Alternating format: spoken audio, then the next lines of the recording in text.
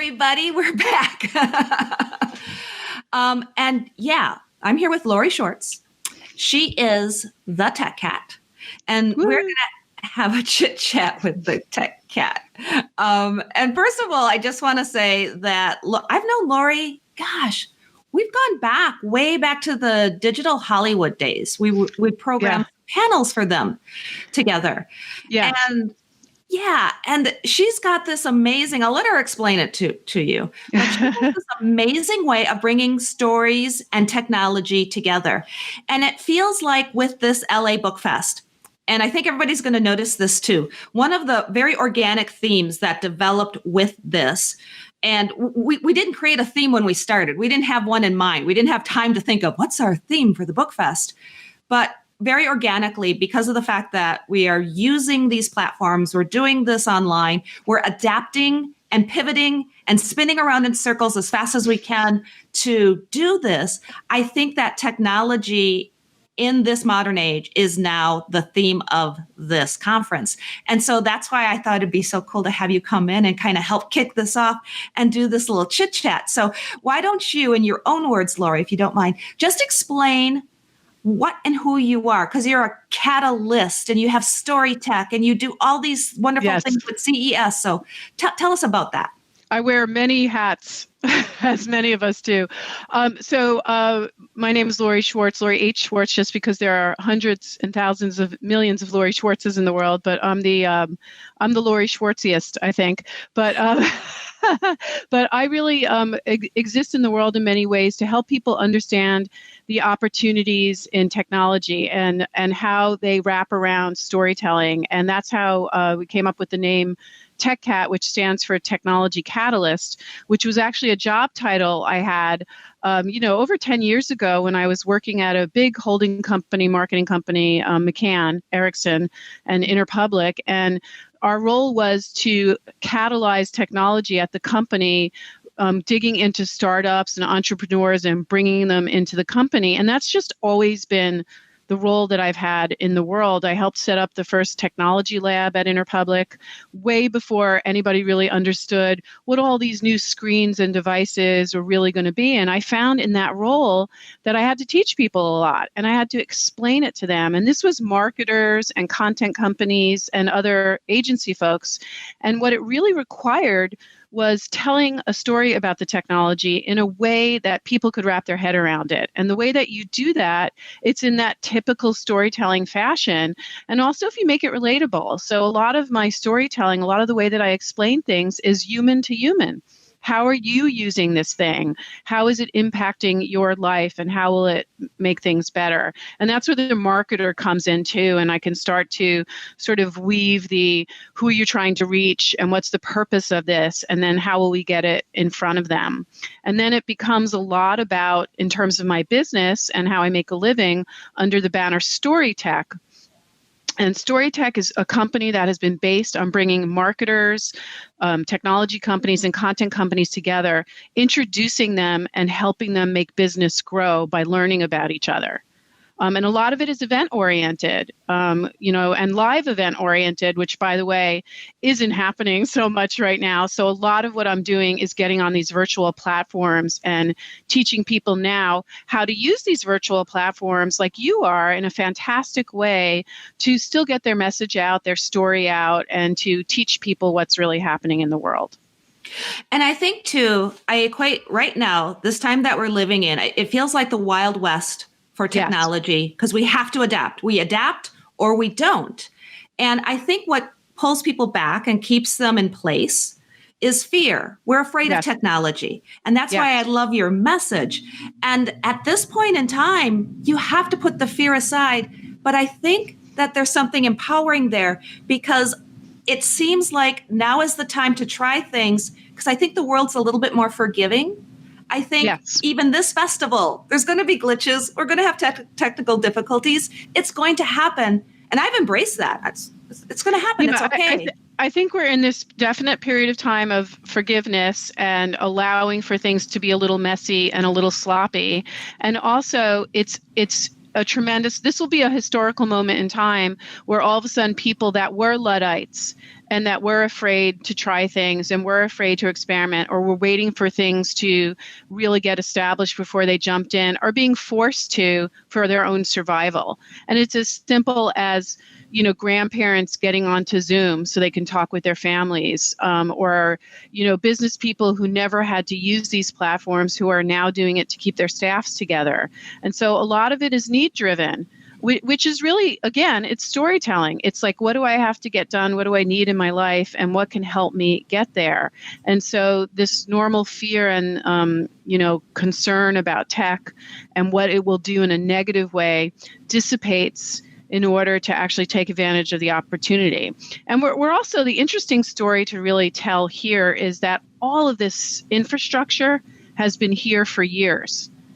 And that we have to thank Google and Microsoft and everybody else for laying the groundwork for why, when this happened, we were able to all jump onto Zoom or jump on to this great platform, StreamYard, or jump onto Skype or whatever it is that we're using, why remote work is going as well as it's going to be, how it's going to actually revolutionize filmmaking and content creation, because all of a sudden big crews aren't going to be allowed anymore. And just the revolution is happening because the pieces of the puzzle were already there. And now it's all coming together because of need. And so that's exciting and scary, but exciting. That raises such an excellent point. And I want to get into the actual content and what's going on there, because there's some fun stuff with Quibi and all of that. So we'll get into that. But first, I want to dig just a little bit deeper into you, because going back, you've been doing this for a lot of years now. Yes. And I see you as a bit of a futurist. So if you could go back to Lori 10, 15, 20 years ago, did that Lori foresee? I mean, I know you couldn't see the crisis that we're in, but did you foresee this happening? I mean, I definitely always knew that storytelling and content and video were going to occupy a prime role in all of our lives, and that everyone needed to get proficient in how to use video and screen, the role of screen. We talked about screen bloom like 10, 15 years ago, that walls were going to be made of screen, that your house was going to be screen, and now it's finally happening. And some of this is consumer adoption and cost and all of that. But I definitely think we talked about this 15 years ago. And I do see things before they're going to happen, but they're often a little too early. And what a lot of people have done in the past, and this is that fear piece, is they're just like, oh, she's crazy. That's 3 or 4 years out. But now what I'm seeing is that a lot of what I'm seeing is happening a lot sooner. So there's not this 3 to 5 year wait for what I'm seeing and talking about. Everything is moving so fast. And that's, again, because of that infrastructure piece. That AI and 5G and IoT and all of these things are actually working in unison to put us here. So I definitely saw this idea of technographics, years ago. We didn't call it that, but technographics is the idea of looking at behavior with technology and using that as a data point, so that grandma is using FaceTime and Skype or Zoom because her grandson pulled her into it. So instead of looking at grandma as a demographic on their own in their 70s, not using tech, now you start to look at grandma as having similar behaviors to her grandson. And so all of a sudden, content and advertising and experiences now can be shared with grandma that might have, in a traditional demographic perspective, only would have been shared with her grandson. And so now grandma is starting to model her grandson in terms of how she uses devices. And so that becomes a really interesting opportunity for brands and marketers and content creators, because now they have new segments to market to. So I think that's really exciting too, is that now we're looking at new segments. So it could be grandma who loves to sew, and now there's sewing classes online. And so now you can market, a yarn store can now market to grandmas who love to sew online and target to them. So that's where it gets really interesting. That's fascinating. And that's so true. I have a marketing background too, and we tend to want to put people into those buckets. Yeah. You know, millennials and boomers and Gen Z. And I'll give a little shout out to Dr. Joanna Dodd Macy. She's got her book here, and she's going to be chatting in the chat room a little bit later. But her book is all about the different generations all being in the workplace right now. Yes. And I love the way you're looking at it as it's what they're doing. It's their experience. That's how to market to them, not just putting them in an age bucket and looking at the generations and what they might have grown up with, because that's out the window now. It's changed. Right. And that data is still really important. And that's the other interesting thing that's happening is because of artificial intelligence, all of a sudden there's new ways to learn about people, and there's new research happening, but the old research is still valid too. And so you still have to look at her as a 70-year-old and have that data that you always had about her. But now you also have to understand that her consumer path has changed because of all this technology. And it is an equalizer. It definitely is an equalizer. That's a great point. Yeah, it puts us all in similar places. And you could say Facebook is for older people and not younger people, or I've left Facebook and I'm doing TikTok, and now all of a sudden everyone's like, TikTok.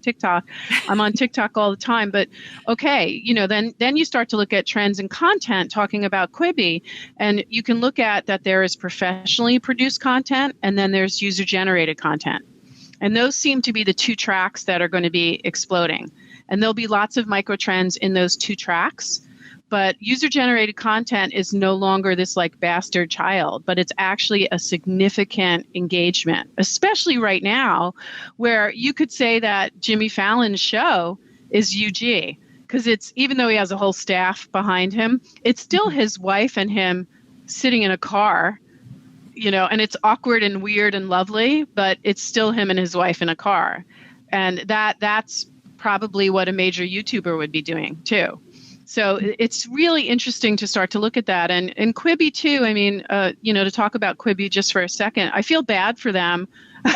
I don't feel bad I don't feel bad for Jeffrey Katzenberg or Meg Whitman. They're fine. What I feel bad about is that their entire premise was based on a behavior that is not existing at their launch. And that is this commuter lifestyle. That short form content is what we all wanted, especially the younger generation, because they were moving about and they needed something for standing in line at Starbucks, or for being, on a train or in a subway or whatever it was. Sitting on the toilet. We're still doing that, right? Right. We're still doing that. And I finally dug into a ton of Quibi content because I had insomnia. And I just picked up my phone and I was like, all right, I'm going to dig in. And the content's fantastic. It's really professionally well produced, and the technology of turning your screen and going from landscape to portfolio, which is another great behavior trend, is seamless. And so that's something that everyone's going to be thinking about now, as screen size can be contextual. Even in your house, like, can you imagine if your wall is one big screen? Sometimes you just want it to look like you're looking at a picture frame, and sometimes maybe it's a LED TV set. And sometimes maybe it's just, a window out to the ocean. And that's all possible now, because if your entire wall is screen, it's context driven, right? Exactly. And so Quibi is in a little awkward position due to behavior, but I do think their content is excellent and will adapt. And we're not going to be trapped in our homes for the rest of our lives. A lot of businesses won't come back in the same way, but we're going to be around each other again, and we're still going to need to get to places. It's just that a lot of things are going to change, and so they'll adapt to that too. So we're just in an interesting and exciting but awkward time of disruption for all our engagement behaviors. I think it's interesting too, when you look at a platform like Quibi, which is designed for very short form content. And then at the same time on Netflix, we have serials. It feels like such long form content. Yes. And like the notion of a TV, a series, 13 episodes, that was the standard, right? 13 episodes, maybe 10.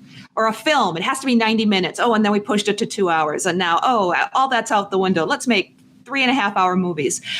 Let's talk about that a little bit, because I feel like the notions of what makes content, how long it needs to be, is now very fluid. Yeah, I think you're absolutely right. I think one of the things that Quibi has been all about is we're making short form, but it can also be distributed as an hour long if we wanted to, a half hour long. And they set it up specifically for windowing in other platforms. And the other one thing we should mention about Quibi that's kind of interesting is that the content is not owned by them, which is a very different model in most places where you give away your show. In this case, the rights of the show go back to the content creator. And so taking that half hour, that's really 7 episodes of, 5 minutes each or whatever, can now go and be sold later. And that's a bet that they're placing that, the content will still have a life, or maybe it won't, right? This is where it gets really complex. So the Oscars just announced that content can now be released on streaming platforms and still be eligible for the Oscars. And then the Television Academy, I think, is announced yesterday that they are going to not allow things that, appeared and are entering the Oscars to also be entered in the Emmys. So these ideas of what's television and film, and how long it can be, and what are the eligibility requirements are all going to evolve and move around each other, as I think our definitions for TV and film are now literally colliding. And in the end, it's just a consumer experience. Like I just binged last weekend, Normal People, which was BBC, and I think I watched it on Hulu, and it is phenomenal. And it's based on a book, yay! And I forget the author. I should remember it, but it was phenomenal. And it's just about college age, millennial types, and a couple of years in their life and their romantic relationship. And it's one of the most powerful things I've seen in a long time. Now I binged it, right? So cognitively, I watched I think there were 16 episodes. 14. I don't even remember. When I took breaks from it, because I had to eat and pee and whatever, I missed it. And then it took me a couple of days to come out of that story world. Like my head it's so intense. I don't think we talk about this enough, that when you binge something, cognitively, it's addictive. You get in that story world and you become very attached to those characters and to that story world. And what I found a couple of days afterwards was that I was kind of craving those characters because they become so real and so intense. And I'm telling you to try this. It's a weird trick, but try doing this with an old show that you loved, like re-binge an old show. Okay. And one thing you will be is annoyed at the pre-roll of re-establishing what happened last week. Okay. Which they don't do anymore, because they know that there's binging happening and there's other forms of distribution. But I watched Parenthood again, and it got annoying that the first part of the show was to remind you everything that happened last week. But when you're watching all the shows in a row, it's repetitive and annoying. And I found that really interesting, that I was like, like that. And it took a while for the show to get back into the new episode. And then they cliffhung, so that the next week you'd want to come back.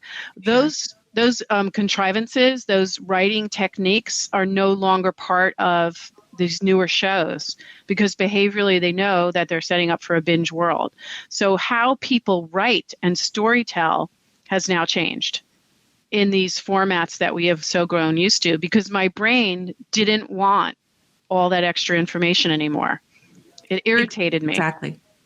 So that's really interesting, that in a storytelling environment right now in the writer's room, how they write has now changed to accommodate these new platforms and these new behaviors. And our brain, just like it did back, what was it? I don't remember the dates, 100 years ago, when Eisenstein and the battleship Potemkin did the jump cutting. Our brains had to adapt to it. Now we are just as a cultural phenomena, that's our understandings. Jump cutting tells stories. Mm-hmm. So I think culturally we're all going through this change in our brain, how we understand storytelling, and we don't need the exposition anymore. We want to get right into the story world. Exactly. So it's really interesting. We're complex.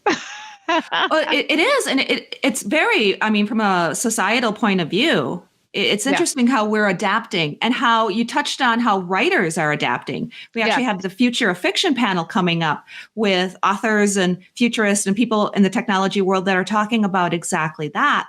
And you mentioned, when you feel that connection to a character, that's one of the beautiful things of books, I think, that we've always felt we got in books more so than a movie or a TV show, because they didn't get in our head as much. There's a perspective, there's a point of view where you are right there alongside that character. You're in their head hearing their thoughts.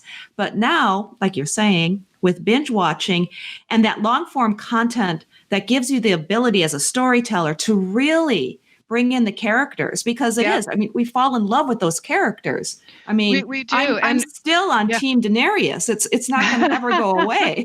I'm on Team Perrier, who are not a sponsor, but a requirement for my day. No, you're absolutely right. And talking about technology, like the whole thing that Quibi has done with that landscape and portfolio, that's great tech. So all of these things are impacting our experience of storytelling. The other thing that I noted on Parenthood, which was a little bit of a mind blow, especially being a middle-aged woman, was watching the characters age in real time, because the show took place over 8 years, and I was watching it over a week. And I was like, wait, what happened? She looks so much older. Well, that was because a year had passed, and they were back into a new season. And I remember my brain was like, wait, what happened to why does she look like that? You know what I mean? So it's really interesting what all these things bring up for us as human beings. Absolutely. And I want to talk a little bit too more about some of the online platforms like we're doing right here, because I know that you're very involved with that. Yeah. Why don't you just get out your crystal ball and talk about that? Yeah. Well, right now we're all very forgiving of all of these virtual platforms and what's happening, especially for events and for content. And I think we're only at the beginning. I expect that we'll see Zoom game shows and all sorts of things that are playing off of this environment. And so in the last couple of weeks, we saw a lot of charity events like Comedy Gives Back, Laugh Aid. We saw the Seder, Saturday Night Seder. And we also saw, I think the other one was Earth Day Live. Mm-hmm. So those are 3 events that typically would not have happened in the way that they did. But they played off of everyone being sheltered at home. Some of it was pre-recorded, some of it was live, but all of a sudden it was very acceptable to be sitting here and watching this screen and being delivered that outstanding content by professional people in their environments, whereas in the past we wouldn't have stayed home to watch streaming media. So, first of all, there's our ability to digest and accept and forgive, to your point earlier, is there.